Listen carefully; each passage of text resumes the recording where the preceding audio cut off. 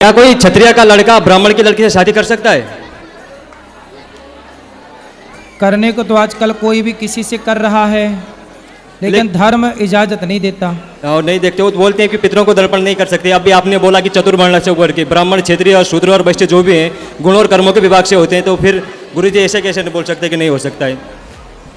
तो गुण कर्म इसको श्लोक को पढ़ा है आपने? हाँ पढ़ा है गुरुजी मैंने। इसकी व्याख्या पढ़ी है? हाँ पढ़ी है। क्या लिखा है? ब्राह्मण का चरित्र है ज्ञान फैलाना, और वो उसका चरित्र है और ज्ञान है। क्षत्रिय का कर्म है कि वो सबकी रक्षा करे, शूद्र का कर्म है कि व्यापार करना, और वैश्य का कर्म है कि सबकी सेवा करना। उन तीनों के। ठीक है। तो क्या क्षत्रिय का लड़का, मतलब जो इधर भी रहते हैं हमारे उधर ब्राह्मण, वो तो कुछ भी करते हैं, हमारे उधर को ब्राह्मण भी तो मांस भी खाते हैं। फिर तो रावण सीता को भी चुराता था। वही गुरुजी फिर आप तुम भी चुराओ किसी को। फिर हम चुराने की बात नहीं कर रहे। वही तो हम कह रहे हैं कि लोग क्या करते हैं ये मत कहा करो। लोग तो गलत कर रहे हैं, लोग तो गलत कर ही रहे हैं ना बेटा। हाँ गुरुजी। तो हम भी गलत करें क्या कि वो कर रहे हैं तो हम भी करें? नहीं नहीं, वो नहीं था गुरुजी। इसलिए हमारी जो परंपराएं हैं, ब्राह्मण का विवाह ब्राह्मण में हो, क्षत्रिय का क्षत्रिय में, वैश्य का वैश्य में, शूद्र का शूद्र में, तब जाके व्यवस्था बनेगी। यदि मनमाना किसी का किसी से कर दोगे तो वर्ण संकरता फैलेगी, और वही वर्ण संकरता समाज को हानि पहुंचाएगी। और दूसरा प्रश्न मेरा ये था गुरुजी, पितर कहते हैं पितृलोक भी पानी नहीं लेते वर्ण शंकरी समाज से। नहीं दे सकते पितरों को, फिर पिंड भी नहीं दे सकते उसमें। इसलिए जमाना मर्यादा बिगाड़ रहा है, बिगाड़ने दो, हम तुम ना बिगाड़ें। उन्हें ज्ञान ना होगा पर हमें और आपको तो ज्ञान है, इसलिए हम आप बच के चलें। बस कौन क्या कर रहा है सबके ठेकेदारी अपन बिल्कुल ना लो, क्योंकि समाज में बहुत लोग 99% लोग गलत ही कर रहे हैं, इसलिए सबका अपन क्या ठेका लें। तो दूसरा प्रश्न मेरा यह था कि बोलते हम और शरीर यही छूट जाता है, आत्मा जाती है अपने कर्मों के हिसाब से उधर स्वर्गलोक में सुख भोगने या पाप लोक में अपने कर्मों का उगड़ने के लिए। तो आत्मा को तो सुख दुख कुछ भी नहीं होता, तो उधर स्वर्ग में सुख कैसे भोगती है और नर्क में यातना कैसे भोगती है गुरुजी? आत्मा को सुख दुख नहीं होता, पर ये बताओ कि आपको सुख दुख होता है कि नहीं? हाँ होता है हमको। किससे होता है? मन जैसा रहेगा वैसे ही, मन को सुख लगेगा तो सुखी रहते हैं, दुखी रहता है तो दुखी रहते हैं। इसी को कहते हैं सूक्ष्म शरीर। हमारे पास 3 शरीर होते हैं। एक स्थूल शरीर जो आपका शरीर दिख रहा है, जो हमारा शरीर है स्थूल है। एक शरीर होता है सूक्ष्म। जब आप सोते हो ना तो आप सपने में देखते हो कि हम वृंदावन आए, फलाने से मिले, तो आप तो बिस्तर में सोए थे घर में, पर सपने में आप वृंदावन आ गए। तो कौन आया? आप ही तो आए। हाँ पर सपने वाले शरीर को भी तो कुछ नहीं होता ना। सपने वाले शरीर को सूक्ष्म शरीर कहते हैं। उसको भी तो कुछ नहीं होता है। आवाज कोई अभी बताएंगे, अभी बताएंगे उसे क्या बोलते हैं। सूक्ष्म शरीर। सूक्ष्म शरीर। एक और शरीर होता है कारण शरीर, जिसके कारण हमें मनुष्य का जन्म मिला, या कुत्ते का मिला, या स्त्री का मिला, या पुरुष का कारण। तो जब हम मरते हैं तो हमारा ये शरीर तो चिता पे जल जाता है, तो यमराज किससे लेकर जाते होंगे, नरक या स्वर्ग? हाँ वही है सूक्ष्म शरीर, जिस शरीर से आपने सपना देखा था। सपना जब आप देखते हैं तो सपने में सुख भी होता है और दुख भी होता है। सपने में तो शरीर को सुख या दुख नहीं होता ना गुरुजी। उसमें आप सपने में जो मेरा शरीर है उसको आप कुछ काट भी दोगे तो दर्द नहीं होगा गुरुजी। सपने में दर्द तो नहीं होता, पर ये बताओ कि सपने में शेर दौड़े तो आदमी चिल्ला के उड़ जाता है कि नहीं? हाँ उठता है। फिर सपने में रोता है कि नहीं, हंसता है कि नहीं? हाँ या ना? सपने में भी आभास तो होती है ना बेटा। कई बार सपने में स्वप्न दोष होता है। क्यों हो गया? वहाँ तो कोई स्त्री नहीं थी, वहाँ तो कोई स्पर्श के लिए नहीं था, फिर क्यों आपका स्वप्न दोष हो गया? क्योंकि स्वप्न में भी जो आप क्रिया करते हैं वो शरीर प्रभावित हो रहा है। हाँ या ना? तो शरीर तो ये मर जाएगा, जल जाएगा, पर जो सूक्ष्म शरीर है, उस सूक्ष्म शरीर 4 चीज़ों से मिलकर बना है। मन, बुद्धि, चित्त, अहंकार। कबीर जी कह रहे हैं कि माया मरी न मर मरा, मन मरा मर मर गया शरीर, आशा तृष्णा ना मरी, कह गए दास कबीर।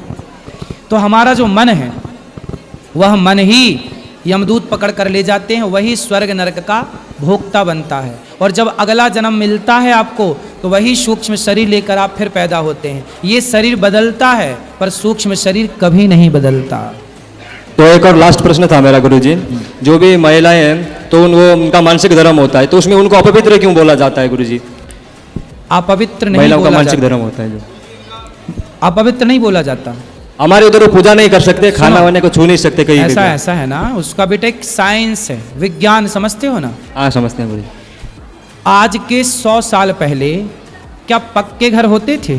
नहीं होते थे गुरु जी। आज के 100 साल पहले जंगल बहुत थे, और जंगल में भेड़िया थे, शेर थे, और हिंसक प्राणी थे, पशु पक्षी थे या नहीं थे गुरु जी। थे? उस जमाने में महिलाएं जो हैं आज की तरह ना, जैसे स्त्रियां जब मासिक धर्म आता है तो आज ना बहुत सारी व्यवस्थाएं हैं मासिक धर्म को, वो ब्लड जो निकलता है उसे रोकने के लिए। उस जमाने में ना पहले ऐसी सुविधाएं नहीं थी। क्या होता था कि महिलाएं कपड़े का प्रयोग करती थीं आज के 100 साल पहले मासिक धर्म में, रक्त के संचार को रोकने के लिए कपड़े का। फिर वो कपड़ा कहीं ना कहीं धो करके सुखाती थी, तो जो भेड़िया होता था या हिंसक प्राणी होता था, पशु पक्षी, वो खून की गंध कई किलोमीटर दूर से पा जाता था। तो जैसे महिलाओं को मासिक धर्म आया तो वो महिलाओं के जो खून निकला, उस खून की गंध से वो आ जाता था और महिलाओं को अटैक करता था। इसलिए हमारे पूर्वजों ने कहा कि जब मासिक धर्म आए तब तुम्हें घर से बाहर नहीं निकलना है, तो गुरु जी मंदिर नहीं जाना है, उस समय कार्य नहीं करना है, ठीक है, इसलिए रोक दिया गया। उस समय महिलाओं को दर्द भी होता है कमर में, पेट में, पीठ में, तो आप रेस्ट करो 4 दिन 7 दिन जो भी हैं। अब रही बात पूजा की, तो पूजा आप बिस्तर पर पड़े पड़े मासिक धर्म में उस समय भगवान का स्मरण करते रहिए। भगवान का स्मरण करने का थोड़ी मना किया है, भगवान का चिंतन तो आप किसी भी हाल में कर सकते हैं। भगवान को स्पर्श नहीं करना, उसकी भी एक मर्यादा है। जब मासिक धर्म होगा तो स्त्री अस्वस्थ होती है, उस समय स्वस्थ नहीं होती, वो दर्द से प्रताड़ित होती है, उस समय उसका मन पूजा में लगेगा ही नहीं। तो उसके लिए कहा कि भाई तुम्हारा मन लगना ही नहीं है तो आप पूजा ना करो, चुपचाप बैठ के केवल कमरे में भगवान का ध्यान करो। तो उस समय ध्यान की है, स्पर्श की पूजा का विधान नहीं है। ये सब चीज़ें बहुत साइंटिफिक हैं। उस जमाने ये सब आज थोड़ी बन गई, आज तो सब चीज़ों की व्यवस्था हो गई है। आज के 100 200 साल पहले महिलाएं कांच लगा के साड़ियाँ पहनती थीं। आज भी महाराष्ट्र में स्त्रियाँ साड़ी को कांच लगा के पहनती हैं, ठीक है। आज जो प्रयोग चलते हैं स्त्रियों के लिए, ये पहले नहीं था। पहले अलग तरीके से बहुत ज़्यादा तकलीफ थी पहले के टाइम पर। और सुनो, पहले के टाइम पे तकलीफ क्या थी कि घर में पानी भी नहीं था, कुआं जाओ साफ करने के लिए। अब देखो महिलाओं को रक्त संचार जब होता है तो 2-2 बार 3-3 बार उसे साफ करना पड़ता है।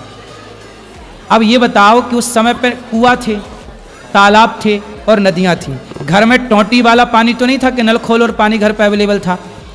तो उस समय पर पुरुष उनकी देखरेख करता था, पुरुष तालाब से नदियों से पानी उनके लिए लाता था, पुरुष जिनको जो और अन्य महिलाएं थी वो उनका साथ दिया करती थी। ये सब पुरानी बातें हैं। आजकल के लोगों को ये लगता है कि देखो हमें रोका जा रहा है, हमसे ये नहीं करा। उसके पीछे साइंस तो समझो, भला भी तुम्हारा है। तुम्हें 7 दिन रेस्ट के मिल रहे हैं, रेस्ट क्या नहीं कर रही हो मन लगा के। आखिरी सवाल गुरु जी, क्या कोई लड़का खुद से बड़ी उम्र की लड़की से शादी कर सकता है? कितनी बड़ी?